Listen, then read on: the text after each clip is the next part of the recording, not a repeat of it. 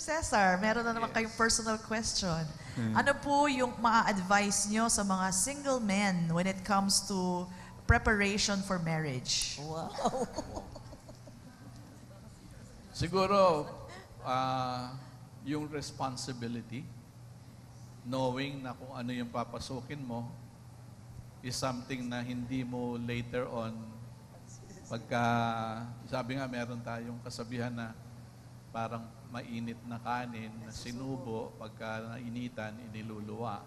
So, once na nag-decide ka na mag-aasawa ka na, be sure that you are very much stable. Not only financially, no, but also emotionally, kakayanin mong dala yung pamilya mo. Kasi mas malaki, ako I believe, mas malaki ang nakaangkat sa shoulder ng isang lalaki sa pag-aasawa. Kaya even sa mga mag-boyfriend and girlfriend, mas inaano ko mas binibigyan ko ng diin ang mga kalalakihan na wag nilang gagalawin ang kanilang girlfriend. Mas malaki ang ano ko ron, ang conviction ko that they should not do anything na aanihin yung babae. But defile. Pero yun ang pinakamaganda siguro is bigyan nyo ng some kind of a security yung babae. Bibigyan nyo siya ng somehow yung commitment ninyo nandun, yung affirmation ninyo nandun, yung support ninyo nandun. Although it will take a while, pero still, you are behind what you are saying. Right? Yun ang Sino po ba dapat humawak ng budget, lalaki o babae? Pwede din bang bukod ang pera nila? Well, para sa amin, kagaya sa amin ni Pastor Citas, mas magaling ako sigurong, mas gastador to Mas magaling ako magtipid sa pera. So, ako yung humahawak. Pero hindi ko siya nililimitahan. Okay? So, pag-usapan ninyo, pag-usapan nyo kung sino mas may sense or knowledgeable sa pag-handle ng finances. Yung doon nyo ibigay. Kasi kung minsan nagkakaroon lang tayo ng fear, lalo na ang mga kababaihan, dahil kasi tinitipid sila ng mga asawang lalaki. Huwag niyong tipirin yung mga misis nyo. Amen. Amen. Amen. Dapat nag-amen lahat ng mga babae doon. Di ba po ba, pag may asawa ka na, ang priority mo na ay ang pamilya mo na? Paano po if yung pamilya mo, nung dalaga ka pa, ay nagde-demand ng help? So, yung pamilya ng girl, yung nanay, tatay, nagde-demand ng help? Tulungan lang sa makakaya nyo. You just have to agree kung magkano lang ang pwede nyong itulong monthly. Hanggang dun lang kayo. May boundaries kailangan iset. Ngayon, kung kaya nyong tumulong, kung kayo mismo kinakapos, wala kayong maitutulong. Di ba po? Kasi sabi po dito, Pastora, kasalanan po ba na hindi makapagbigay ng help dahil hindi mo na kaya? Kaya nga, kung hindi mo kaya, uunahin mo yung pamilya mo talaga. I don't think kasalanan yun. Hindi kasalanan yun. Kung may iba kang kapatid, sabihin mo sa may ibang kapatid, tulungan yung nanay or tatay. Yes. So, hindi kasalanan kung nagigipit ka na. Ngayon, kung may Hindi maibibigay kasalanan ka kung wala kang maibigay. Yes. I mean, anong gagawin mo? Magdudusa Tsaka yung may pamilya. priorities ka Iba na yung priorities. Pero pag hindi ka naintindihan ng pamilya mo, sorry. Di ba ibang pamilya hindi nakakaintindi? I think they should see your situation. Okay. So, Pastora, ibig sabihin, hindi obligasyon ng anak, tulungan pa yung magulang if wala na talaga siya maibibigay. Kung wala siyang may tulong, what can you do? Di ba? Kung meron ka lang kung extra, meron kang why matulong, not? So, hindi po obligasyon yon. Let me say this. Kasi pagka nag-asawa na, yung parents of both the guy and the girl, dapat hindi na tatanaw ng Yes. or mag-aasa na susuportahan pa sila nito. Kasi Pwede may nila ako pamilya sobrang na sila tanda. Kasi may ibang Filipino family, they obligate the children maski may asawa na, which is wrong, no? That's the main problem sometimes with our culture. Yes. Di ba? Parang inuobliga mo. Parang in a way, ito, Pinag-aral kita. Tong anak ko, pinag-aral ko, may investment ako sa'yo, Yun. kaya pagka ako tumanda, Babayaran. Bayaran mo ko. Oo. Mali Pastor?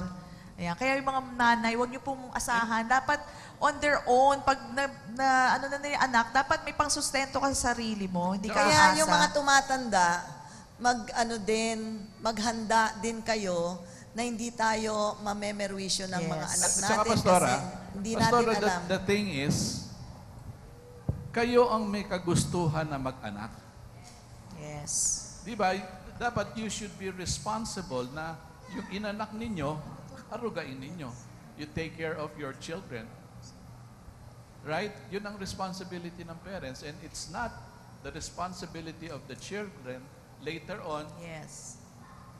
May Siguro, scripture po dyan eh. out Pero of pag ano na matanda lang, na ang magulang nyo at talagang wala na silang... out of respect siguro, meron kasi tayong di ba tayong mga Pilipino, maano tayo sa utang na loob. Hindi, maski sa Bible kasi sabi, you should support also your family kung talagang wala na silang means, lalo na pag matanda na ang magulang natin, Yeah, oo. na pwede natin silang tulungan. Okay? Pero para sa ating magulang, lesson din yan sa atin.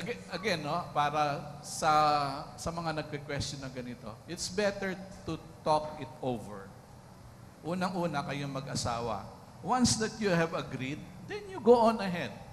May Kung tulong. nag-agree kayong mag-asawa, natutulungan niyo yung parents ng lalaki o yung parents ng babae, then do it. Wala pong masama doon. Oo, maganda naman yun because you're honoring your parents sa old age nila. What if against sa iyo yung future mother-in-law? Against sila sa relationship yung dalawa, yung mother-in-law, yung magiging future Eh, mother-in-law. hindi ka naman titira sa mother-in-law mo eh. Tama. Hindi Okay mo na naman yun. pakakasalan yung Wag lang, mother-in-law mo eh. Pastora, wag lang underage, ano? Oo, kasi hindi po pwede. Okay lang po ba na manligaw ng lalaki? God created the man to be the initiator, to be the hunter. Okay? Alam mo, mag-antay ka kasi alam mo para sa akin, I always tell my daughters, I have 2 daughters na, may mga asawa na ngayon, but I always told them, tingnan nyo na mas mahal kayo ng lalaki kaysa kayo ang mas mahal nyo ang lalaki. Bakit? Kasi ang babae was created to reciprocate the love. Kasi pag ang lalaki hindi mas matindi ang pagmamahal sa'yo, isang araw mawawala lang yun eh. Kaya talagang kailangan mahal na mahal ka ng lalaki. Kasi ang babae, kahit hindi mo nga sobrang mahal ang lalaki, pag minahal ka ng lalaki, reciprocate mo yun eh. That's how God created the woman. You reciprocate. Kaya nga, maski ang utos sa Bible, husbands, love your wives. Hindi niya sinabing, wives, love your husbands. Kundi husbands, love your wives. Kasi ang mga husbands, pag minamahal nila, iniibig nila ang asawa nilang babae, ang babae nagre-reciprocate to that love. Kaya kung ikaw ang babaeng nanligaw, dadating ang panahon, sasabihin ng lalaki, pinilit mo lang ako eh. Ikaw ang humabol sa akin, ikaw nanligaw sa akin. So hayaan natin mag-antay kayong habulin.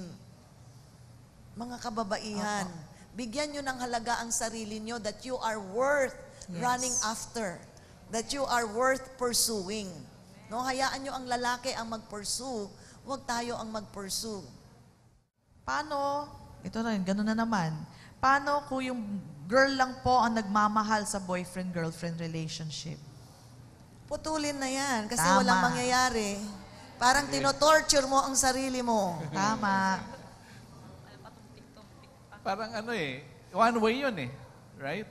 Hindi naman nare-reciprocate yung Parang feeling. umaasa si siguro na later on mamahalin din siya. No? Parang may ganun pa. Huwag Ayan. na, simptomas na nga yan eh. Yan, tama. Kasi hindi pa nga kayo mag-asawa, ganun na. Ganun ang na, hindi lalo ang relationship nyo, how much, kung mag-asawa na kayo, it will not work also. Okay. So malinaw yon sa mga gustong babaeng manligaw, tigil-tigilan nyo ang panliligaw. Hindi nyo role yan. Pastora, itatanong po muna ako. Sino? Saan? Sige. Kaya Ano? May nag-tweet po, may nag-tweet. may nag-tweet. Asan ka? Ayun. Sige, go, Ronald. Okay, galing sa tweet. Okay, Sabi Twitter. po, paano po kung nga rin yung lalaki, puro siya ligaw. Okay, ligaw ng ligaw, pero hindi siya sinasagot. Alam mo, hindi naman nangangahulugan na hindi ka sinagot, wala nang para sa'yo. Manligaw ka lang na manligaw.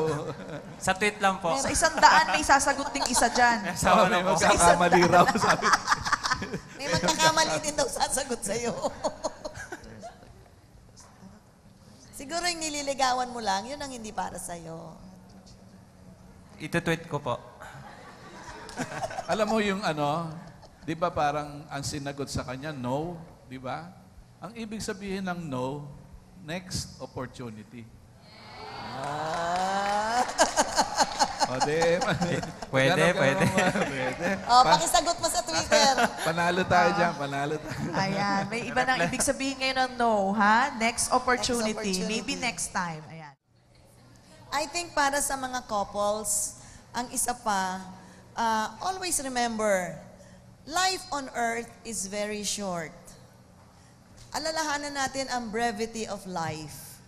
Kaya, every moment of our lives na katabi natin asawa natin, express your love to each other. Kasi hindi Amen. nyo alam kung kailan uuwi ang isa. Yes. Huwag kayo sa kabaong na nagbububulahaw na, mahal kita, iniibig kita. Habang buhay sila, parinig nyo. Tama. At pati ang mga bulaklak, pag buhay, yun nyo ibigay. Huwag na sa Yun. corona. Di ba? So, kailangan lagi nating naiisip ito, life is too short.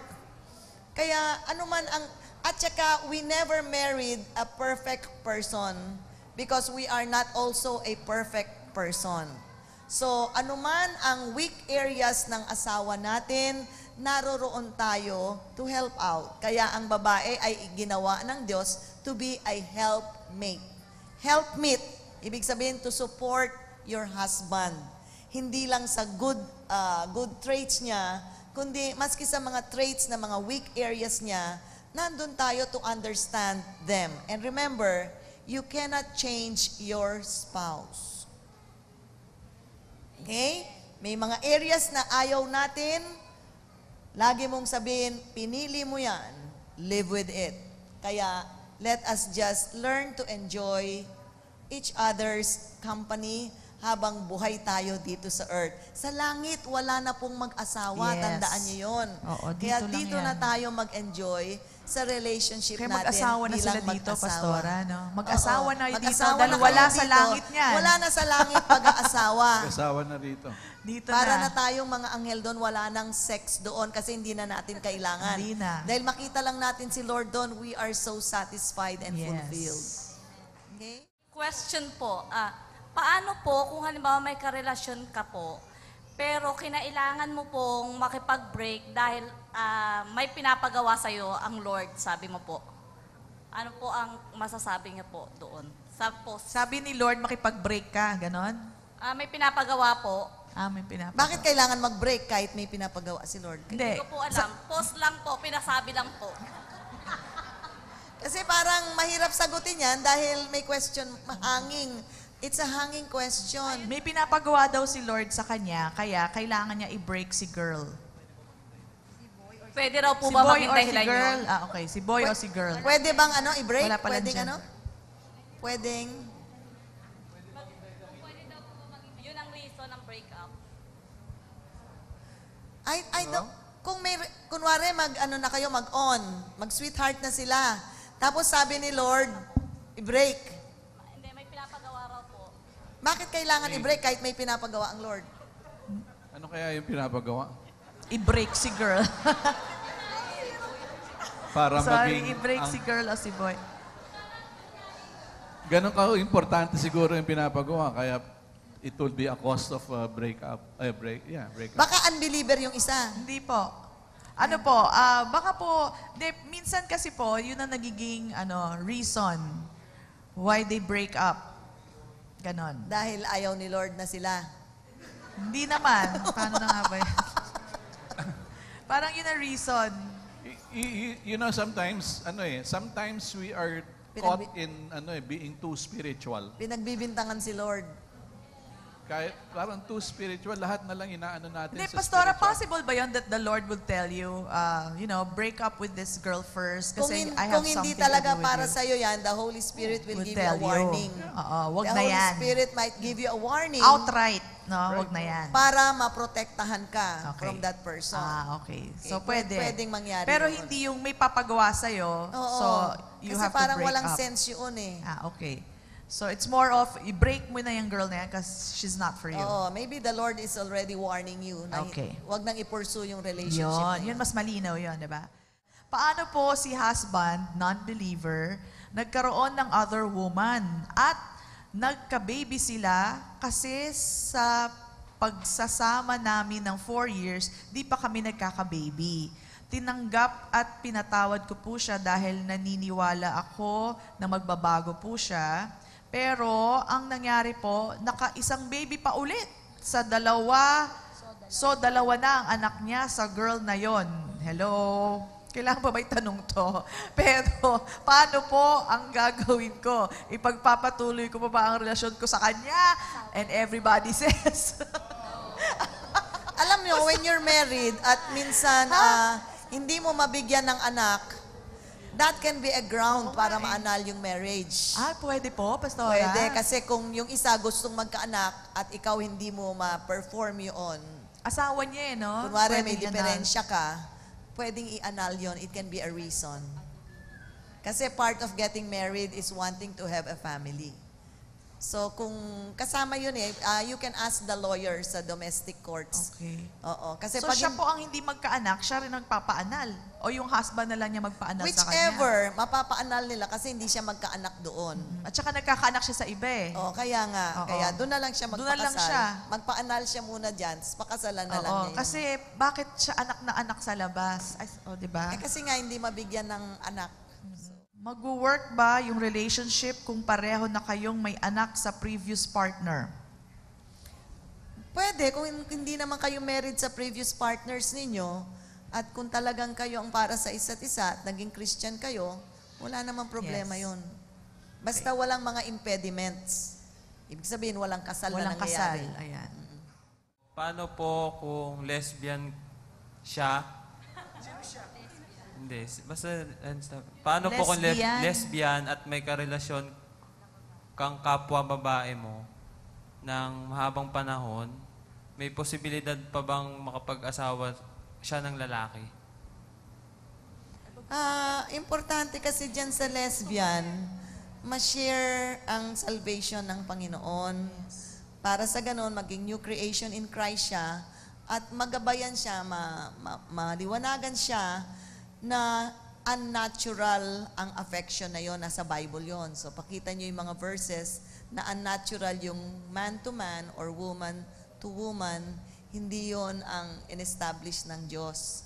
Kaya kung ma-sharean siya ng gospel, magabayan siya, pwede siyang maging new creation in Christ, ma-born again siya, pwede pa siyang makapag-asawa.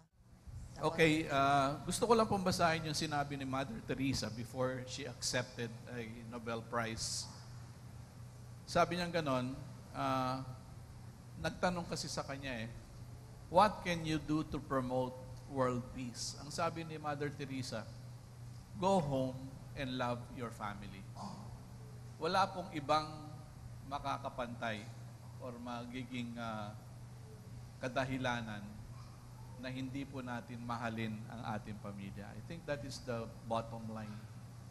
Mas maiiwasan po natin ang anumang mga problema. Although nandun siya, but still, mananaig po ang pagmamahal So go home, sabi niya ganon, go home and love your family. That is the best. The thing that we could do for our families is really to love them. Not only to provide, kasi alam po natin, kasama din sa pagpapakita ng pagmamahal ang provisions, protection, and all of that. Mahaba pong katuruan niya sa isang Christian family seminar natin gagawin niyo siguro. But the most important thing is you love your family. Salamat po. Praise the Lord. Ang sa akin paalala lang, Minsan, mas madali tayong mag-serve sa church kaysa sa bahay. I think I did not get any reaction. Sa church, masigasig tayong maglingkod. Ganon din ba tayo kasigasig sa bahay? Sela. Gusto ko lang i-remind kayo, no, huwag tayong mag-export sa church something that does not work at home. Let's practice it at home. And whatever works at home, let's export it to the church para tayo ay makatotohanang mga tao. Yun po ang natutunan namin sa paglilingkod sa church. Na hindi pwedeng daldal kami ng daldal, but we don't do it at home. Magsisimula po tayo sa bahay dahil yun ang first ministry na ibinigay ng Panginoon sa atin. So sa mga kalalakihan, ang unang ministry nyo, asawa nyo. Siyempre, ang Lord muna. Pero sa katabi nyo ngayon, yan ang unang ministry nyo. Ibig sabihin ng ministry, serving. Tahimik lahat. Ayun lang po.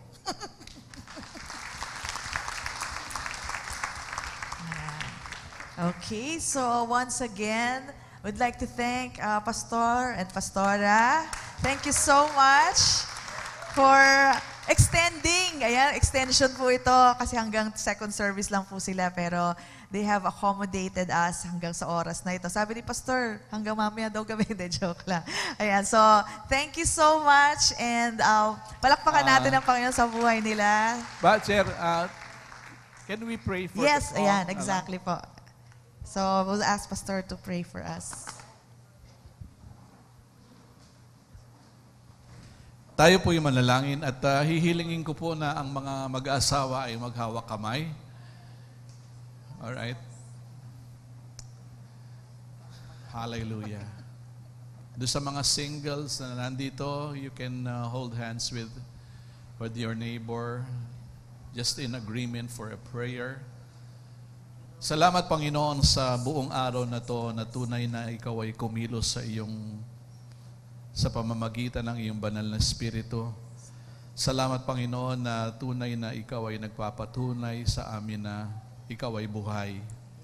Salamat, O Diyos, sa mga ginagawa mo sa bawat isa sa iglesyang ito na patuloy na pinagyayaman mo ng iyong presensya. Dalangin ko rin, O Diyos, sa mga narinig namin mga mensahe sa buong araw na to, ito po ay we will just take it to heart. And Father, we also thank you for this time na kami po ni Pastora Citas ay makakabahagi ng nuggets and insights and truth from your word sa mga couples, sa mga singles. Lord, I pray that there is really no set formulas in getting married or having a relationship. But I pray that, oh God, that you would continually guide us by your word and by your Holy Spirit as we desire more of you. Lord, we know that your very purpose would be accomplished in our lives. And Father, I just thank you for each and every family that is represented here, that you know the struggles, the problems, and the things, the hardships that they're going through. I know, Lord God, that you are in the midst of them as they continue to trust in you, Lord. You would pour out your blessing upon them. And even the single people that is here, we also thank you that you would continue to guide them, preserve them, oh God, until that time that they would have their own partners and decide to get married. So, Lord, I thank you. I declare, Lord God, the blessing of God Most High to be upon each and every one. And we just thank you for this time that we could share your word.